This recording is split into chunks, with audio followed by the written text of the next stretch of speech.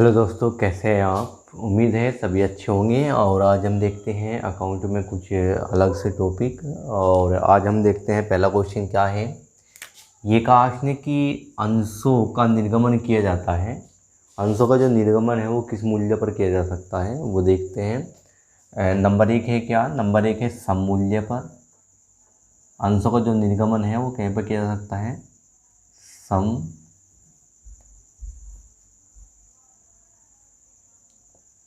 मूल्य पर। सममूल्य का मतलब तुम समझते ही होंगे। सममूल्य का मतलब क्या है, जब 10 वाले अंश को 10 में ही निर्गमन किया गया हो। जब 10 वाले अंश को 10 में ही निर्गमन किया गया हो तो वो क्या कहलाता है, सममूल्य। इसके बाद है अधिमूल्य। अधिमूल्य पर निर्गमन, जब 10 वाले अंश को उससे ज़्यादा में, 11 में, 12 में बेचा गया हो तो वो अधिमूल्य पर निर्गमन कहलाता है। इसके बाद क्या है, अवमूल्य। अवमूल्य पर निर्गमन। अवमूल्य पर निर्गमन का मतलब क्या है, जब 10 वाले को उससे कम मूल्य में 9 में बेचा गया हो। ठीक है, तो ये है कि अंशों का जो निर्गमन किया जा सकता है वो किस पर किया जा सकता है, सममूल्य पर। 10 वालों को 10 में निर्गमन कर सके, 10 वालों को 11 में और 10 वालों को 9 में। इसमें एक सबसे अलग बात जो है ये वाली है, या ये इम्पोर्टेंट भी है कि एक बात तो ये है कि कोई भी नई कंपनी अंशों को कम मूल्य पर निर्गमन नहीं कर सकती। मतलब बट्टे पर निर्गमन नहीं कर सकती, डिस्काउंट पर निर्गमन नहीं कर सकती। कोई भी नई कंपनी कब तक नहीं कर सकती, 1 साल तक। 1 साल तक में अपने 10 वाले अंश को 9 में या कम में निर्गमन नहीं कर सकती। एक बात तो ये है। दूसरी बात ये है कि डिस्काउंट की भी एक राशि निश्चित है कि डिस्काउंट कितना दे सकें। ये नहीं कि 10 वालों को 5 में बेच देंगे, नहीं, वो डिस्काउंट का भी है। डिस्काउंट के लिए कितना है, 10% तक ही डिस्काउंट दे सकते हैं, उससे अधिक नहीं दे सकते। जैसे ये है कितना है, 10 रुपये वाले को कितने में, 8 में निर्गमन नहीं कर सकते, क्योंकि छूट कितनी दे सके हम, 10% तक। और 10 रुपये का 10% कितना होगा, 1 रुपया। तो 1 रुपये तक की छूट दे सकते हैं। ऐसे यदि हम समझें कि यदि 100 वाला अंश है तो छूट कितनी तक दे सके हम इस 100 वाले अंश को, 10%, मतलब 10 रुपये तक का छूट दे सके। कितने में निर्गमन कर सके हम, 90 में। तो छूट की जो प्रतिशत है, अधिकतम प्रतिशत कितनी है, वो है 5%। 5% वो सॉरी 10%। 10% से अधिक जो है हम जो है डिस्काउंट नहीं दे सकते। बात आई यदि तुम्हें इससे अधिक डिस्काउंट देना है, यदि इससे अधिक डिस्काउंट देना है कि भाई जो है इससे अधिक जो है डिस्काउंट देना, 15% पे निर्गमन करने डिस्काउंट पे, तो उससे जो है तुम्हें कंपनी लॉ बोर्ड से आज्ञा लेनी होगी। कंपनी लॉ बोर्ड से आज्ञा लेनी होगी, तब जाके जो है तुम 10% से अधिक क्या कर सकते हो, छूट पर निर्गमन कर सकते हो। अगर 10% निर्गमन करेंगे तो फिर तुम्हें किसी से आज्ञा पत्र या आज्ञा लेने की कोई ज़रूरत नहीं है। आप जो है 10% पे डिस्काउंट पे निर्गमन कर सकते हो।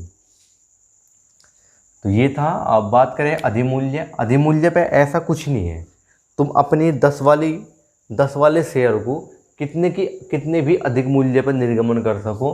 कितने भी अधिक मूल्य, 20% अधिक मूल्य पर कर लो, 10 वालों को 12 में बेच लो, 14 में बेच लो, 24 में बेच लो, कोई फ़र्क नहीं पड़ता। कंपनी से कोई आज्ञा पत्र देने की ज़रूरत नहीं है। आप जो है अधिमूल्य कंडीशन में कितने में भी बेच सकते हैं। बट डिस्काउंट की कंडीशन में 10% तक तो जो है तुम जो है अधिकतम डिस्काउंट कितना दे सकते हो, 10%। यदि इससे अधिक देना चाह रहे तो सरकार, वो कंपनी लॉ बोर्ड से आज्ञा लेनी होगी। ठीक है, और कोई भी नई कंपनी 1 साल तक बट्टे पर निर्गमन बिल्कुल नहीं कर सकती। ठीक है, ये बात तुम्हें जो है पता होनी चाहिए। तो फिर देखते हैं नेक्स्ट क्वेश्चन।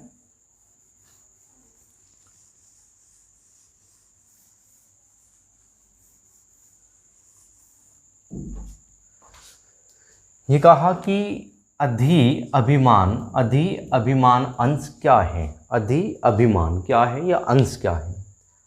अधि मतलब अपना पता लगा, अधिक।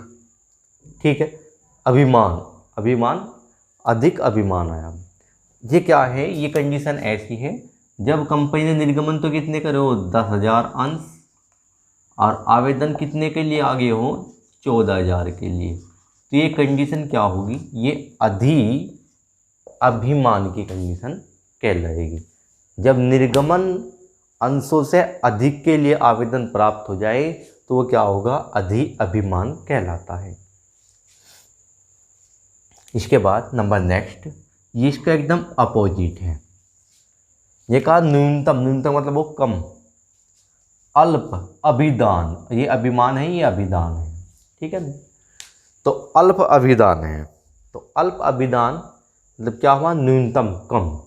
निर्गमन तो कंपनी ने कितने करे, निर्गमन तो जो करे हैं शेयर, जो निर्गमन करे वे कितने करे, वे करे 10,000।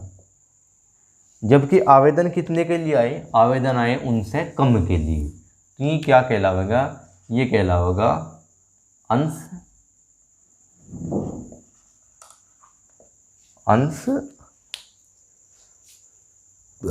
अल्प अभिदान, ठीक है। तो ये जब अंशों से, निर्गमन राशि से कम के लिए आवेदन आए हो तो वो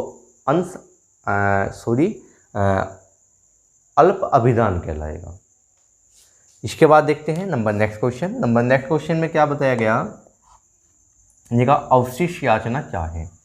अवशिष्ट याचना का अर्थ ये है जब कोई अंशधारी अपने अंशों का समय पर भुगतान नहीं कर पाता। जैसे एप्लीकेशन पे कितने हैं, एप्लीकेशन पे 2 रुपये, अलाउटमेंट पे कितने हैं 3 रुपये, फर्स्ट कॉल पे कितने हैं 3 रुपये, और फाइनल पे कितने हैं 2 रुपये। और कोई अंशधारी ऐसा है जिसके पास 100 अंश थे और उसने अपनी अंतिम याचना का भुगतान नहीं करा, तो ये क्या होगा, जब अंतिम याचना का भुगतान नहीं करा तो ये क्या कहलावेगी, ये कहलावेगी मतलब जो है उससे 10 रुपये मांगे गए तो उसने 2 का यहाँ भी भुगतान कर दिया, यहाँ भी भुगतान कर दिया, यहाँ भी भुगतान कर दिया और यहाँ भुगतान नहीं कर पाया, तो ये कहलावेगी जब भुगतान नहीं कर पाया तो ये कहलावेगी क्या, अवशिष्ट याचना, ठीक है।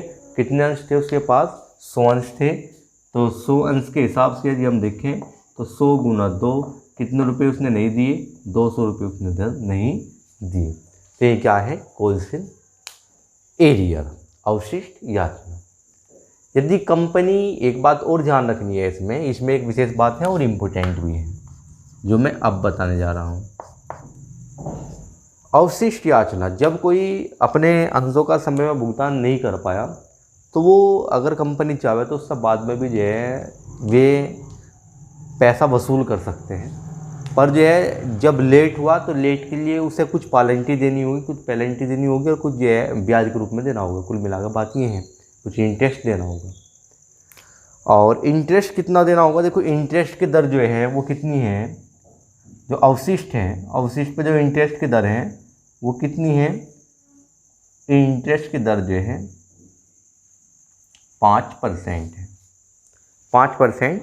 यदि उसने उसका भुगतान यहाँ नहीं करा था और फिर अगले टाइम जो है कंपनी ने उसका भुगतान लिया, हरण नहीं करा और जो है उससे फिर भी पैसे ले लिए लेट, तो उसे जो है 5% ब्याज सहित उसका भुगतान करना होगा। ये तो है, एक बात ध्यान रखनी है, ये कंपनी अधिनियम 1956 के अनुसार है, 1956 के अनुसार। जैसे कि मैंने आपको एक वीडियो में पहले ही बताया था कि अभी कंपनी के कुछ रूल चेंज हुए, उनके अनुसार ब्याज की दर कितनी है, उनके अनुसार जो ब्याज की दर है वो कितनी है, वो बढ़ाकर 10% कर दी गई 2013 के अनुसार। यदि पेपर में पूछा गया केवल कि अवशिष्ट याचना पर कितना % ब्याज देना होगा तो वो 10% लगाना होगा आपको। यदि 1956 के अनुसार पूछ लिया तो कितना है, 5% है, और यदि 2013 के अनुसार पूछा तो कितना है, 10% है। यदि कुछ नहीं पूछा तो आपको जो है कौन सा, क्योंकि नियम अब कौन से लगे हुए हैं 2013 से, आपको 10% ही राइट पे निशान लगाना होगा, ठीक। तो ये थी अवशिष्ट याचना की विशेष बात। ये जो है एक तरह से बोल सकते हैं हम, ये अभी जो है नए जो नियम चेंज हुए उनके अनुसार ये बात मैंने आपको बताई है, और इम्पोर्टेंट भी इसी वजह से है क्योंकि ये जो है नियम चेंज हुए हैं।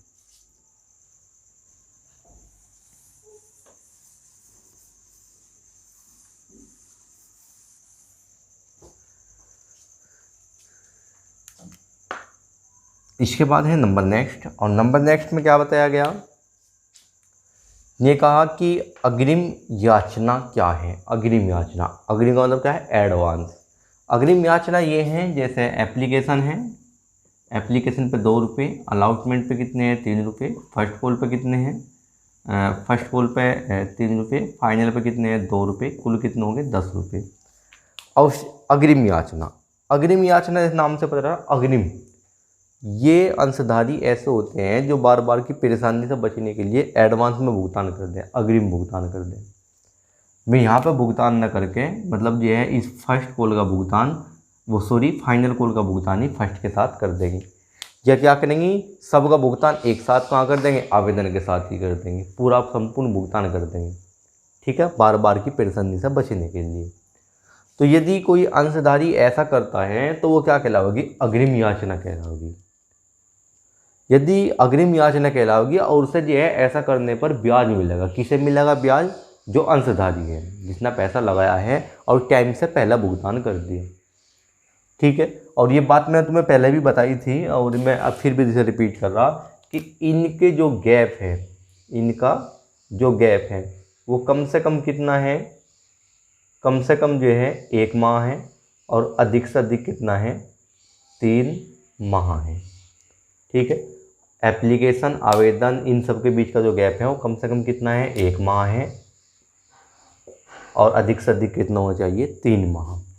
तो यदि कोई एडवांस में भुगतान कर देगा तो उसे क्या मिलेगा, ब्याज मिलेगा, और वह ब्याज कितना % मिलेगा। देखो, जब कोई भुगतान नहीं कर पाया था अवशिष्ट में तो 5% और 10% था।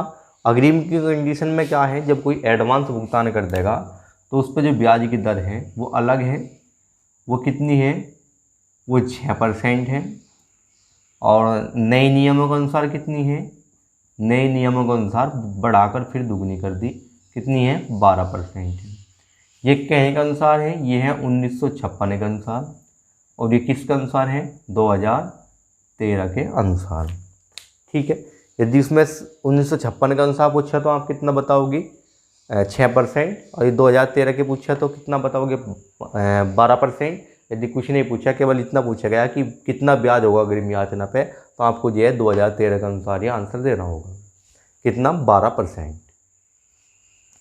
तो ये थी अग्रिम याचना। इसके बाद है नंबर नेक्स्ट, ये क्वेश्चन पेपर में रिपीट भी हुआ है और कितनी बार ये पेपर में आया है, एलटी ग्रेड के, उसके सॉरी टीजीटी के, जो हमारी टीजीटी है जो बीएड से है उसमें जो है पेपर में जो है रिपीट हुआ है क्वेश्चन। देखते हैं इसके बारे में, अधिकार अंश किसे कहते हैं या राइट अंश किसे कहते हैं। अधिकार अंश,